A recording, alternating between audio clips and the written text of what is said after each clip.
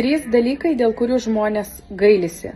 Kad nepradėjo taupyti anksčiau, kad taupė per mažą įmoką ir kad nutraukė sutartį per anksti. Tai 3 dalykai, dėl kurių šiandien dienai žmonės gailisi.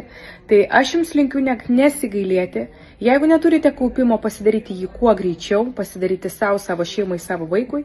Jeigu jūs galvojate nutraukti sutartį, tai labai gerai pasikonsultuokite su konsultantu ir išsiaiškinkite savo poreikius dabar ir pakeiskite galbūt sutartį pagal jūsų poreikius į palankesnės sąlygas jums ir tie žmonės, kurie taupo per mažai.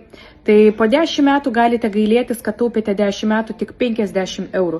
Tai pasididinkite įmoką ir taupykite šiai dienai pagal savo gaunamus finansus. Atsidėkite bent 20% nuo visų gaunamų pajamų per mėnesį į savo kaupiamą gyvybės draudimą, kad po 10-15 metų ta solidi suma jūs nudžiugins.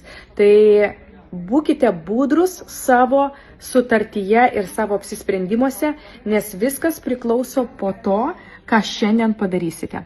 Tai laukiu jūsų žinučių, aš jūs konsultuoju visiškai nemokamai.